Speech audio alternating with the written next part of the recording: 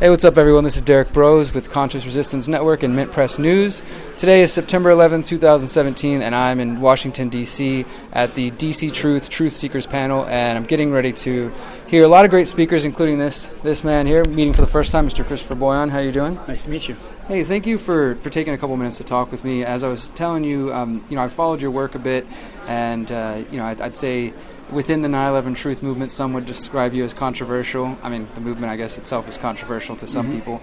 But I wanted to give you a chance to introduce my channel, my following, to some of the work that you do, your journalism, your books, and then we can maybe talk for a moment about your specific beliefs on what happened. So go ahead and let everybody know a little bit of your background. Okay, well, I was an investigative journalist in Washington, D.C. when 9/11 happened. And I began investigating it and producing a story every week. And in 2001, there were a few things that caught my attention in the very beginning, and that was the censorship in the mainstream media of certain aspects of 9/11. The explosions, for example, the evidence of explosions in the World Trade Center, the involvement of Israelis being arrested on their first day.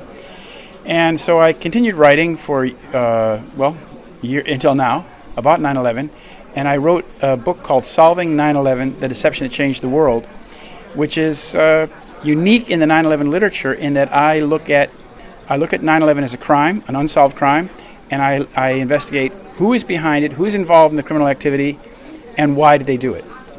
Absolutely. And so you have that book, and you have another book as well about 9/11? Yeah, well, the Solving 9/11 set of books is two books. Okay. It's the original articles, which contains all my articles written from 2001 through 2012, April. And then the Solving 9/11, The Deception That Changed the World is my analysis. And then the new book is called The War on Terror, The Plot to Rule the Middle East. Got you. So I want to focus key on in where I think is the real central part of what you focus on, which is the Israeli involvement. And obviously we're here at the panel tonight. There's going to be talks from A&E 9/11 Truth. They focus on the Twin Tower. They focus on the physics of it and the science, and Barbara Honegger and some other researchers.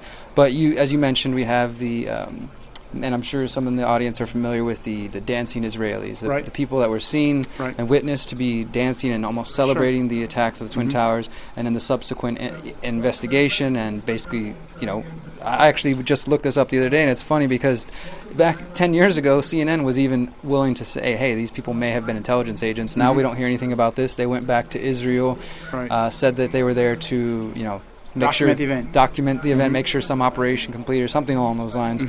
What have you been able to uncover as far as, why should people in the 9/11 Truth movement who are looking for, the perpetrators of this, why should they look towards Israel as a possible? Well, because in the 9/11 saga, at every point, a decisive point where the crime was carried out, carried out, covered up, and then the deception promoted, you find either an Israeli actor or a Zionist, a person who's supporting the state of Israel.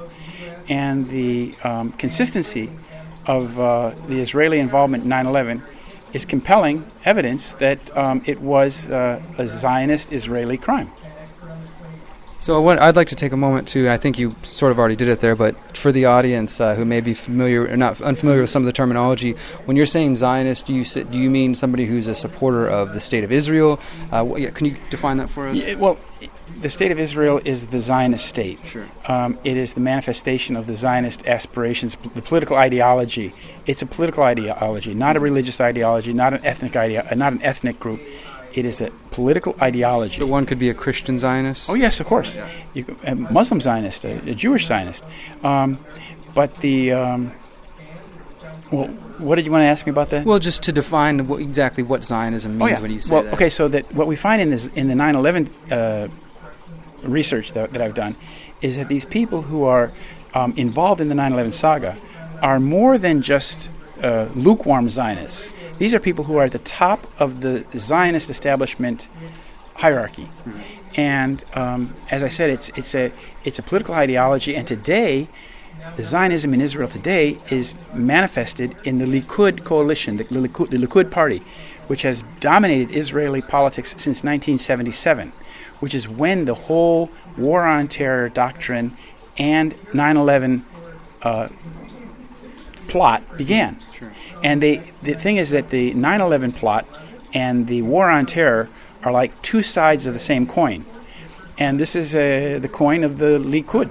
The Likud, L-I-K-U-D, the Likud party in Israel, is the party of the old terrorists. It was created by Menachem Begin. And in 1977, Menachem Begin came to power in Israel. That's when this whole ball of wax started rolling. So there's, in your estimation, based on your research, again, looking at 9/11 as a crime that needs to be solved. Yeah.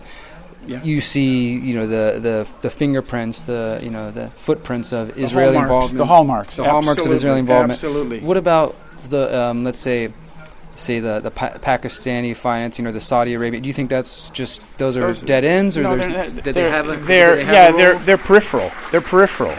But this was an operation that was planned at the highest level of a fixed frame of a state-run intelligence agency. And that was not Pakistan, that was not Saudi Arabia, that was not even the United States. It was an Israeli operation.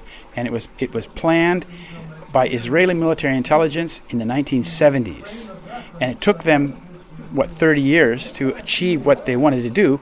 But now we are in this war on terror, and the war on terror is an Israeli construct. It's not in America's interests, it's not in Pakistan's interests, it's not in Saudi interests. It's the Israeli plan to redraw the map of the Middle East. Sure. And I think we're seeing the unfolding of that. And some would even point to General Wesley Clark shortly after 9/11 saying that there was a plan to do this. Now, do you think, well, let me just ask this. Do you subscribe to the controlled demolition theory? Well, yeah, the buildings were exploded. That's clear. I mean, the buildings were exploded from top down. So then we had to have Mossad and Israeli intelligence agents somehow being able to get into the buildings to rig it with explosives. Well, yeah, Larry Silverstein, who was a key Zionist actor, he was the national chairman of the United Jewish Appeal, the fundraising for the state of Israel. He had a weekly telephone conversation with Netanyahu for years prior to 9/11. Every Sunday afternoon, Netanyahu and Larry Silverstein had a conversation on the phone. And for those who are unaware, Larry Silverstein, of course, is the owner of the World Trade Buildings, and was made very wealthy based on the insurance. And so Larry Silverstein is like the godfather of 9/11, and Netanyahu is the godfather of the war on terror. Netanyahu has been pushing the war on terror as a doctrine since 1979. He's written books about it, given speeches. His entire career is based on this. And now, when you look at what's happening today in Syria, we are seeing the implementation of the Israeli plan to break up the Arab states into fragments, to tear apart the Arab states. Iraq and Syria were the first targets, and that's what the United States has done. We've destroyed the military of Iraq and Syria, or we're fighting them, or destroyed the one in Iraq, and we're seeing the breaking up of these nations into little ethnic enclaves, exactly what was done to Yugoslavia. That's the model. So I'll ask you two more quick questions. I know we got an event going on in the other room. But the first one is, I want to give you a chance to speak for yourself, because as you know, people on the internet like to speak for us, and they like to take our words and twist them and mold them into what they want it to be. So, if you go out and you Google this man's name, you're going to see the Anti-Defamation League, you're going to see the Southern Poverty Law Center, you're going to see several other websites and organizations warning you about his work, that he is anti-Jewish, that he's anti-Semitic, and these things. I just want to give you a moment to express yourself on that, whether or not you do think that this is, that at the top of the pyramid it's Jews or it's Zion. I want you to address that in your own words. Well, no, it's not ethnic. It's not religious. It is a political ideology. Zionism is creation of the state of Israel, and there is a hinterland to Zionism, which is like the Rothschild family in Britain and the Zionist establishment around the world. But the people who carried out 9/11 are a small subset of that movement, even of the Zionist movement. It's a small subset, but it is the dominant subset today. It is the Likud. It is the ruthless, psychopathic leaders of Likud Zionism. Menachem Begin, Yitzhak Shamir, Ariel Sharon, the Netanyahus. That's who we're talking about here. And if people want to identify with that branch of Zionism, that's their choice. But the evidence indicates that this is the group that is behind the 9/11 plot and the war on terror. Now, finally, with this information, and obviously, as you said, you've been investigating this since it happened, and you've got your books and all this information put together. Do you, with this new information, being able to look at it as a crime scene? We've got a new study coming out from the University of Alaska saying, conclusive evidence, not fires brought down this building. Do you think there's any chance for a new, real investigation? And if not, what can the average person on the ground level, the activist, the online researcher do? Because we come up with so much information, we can have all the pieces, but then at the end of the day, they have the media, they have the academia, they've got all these different sources of information, and they're able to control the paradigm. So do you believe that we will ever get the truth of 9/11 out to the mainstream, and if not, what can we do? Well, first thing is that a lot of the truth is already out there, and we have to grow the number of people who are concerned about this, about the war on terror and 9/11, because this is the longest war in American history. It's literally taking the food off of our table, and it's destroying the prestige and the morale of the United States of America and the world. And so it's, as I call it, 9/11 truth is the new peace movement. Well, it is, 9/11 truth ends the war. And Americans need to wake up and understand that the war is destructive to our nation and our way of life, just as it is of the countries that were being attacked. And as you say, the media, the mainstream media, has been part of the cover-up from the very beginning, because the mainstream media is controlled by the same people who carried out 9/11. So there you see that we're talking about the banksters, the big financial conglomerates that own the media in this country. Rothschild money. Murdoch was made by Rothschild money. So he owned 160 newspapers and he supports the war. But when we get enough people to understand the deception of 9/11 and the war on terror, the deception will lose its power.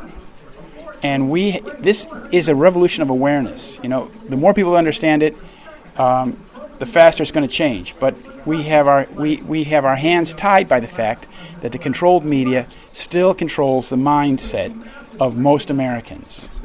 And so it's a really tough battle, because they control the money, they control the politics, and they control the mind of the American people. Absolutely. Well, it's definitely a battle for hearts and minds, as Christopher was saying. Where can everyone find out about your work, your books, and all that good stuff? My website is bollyn.com, BOLLYN.com. And the books are available through me, through my website, for a modest donation, or through Amazon. Awesome. Thank you very much. For your time. Nice to meet you.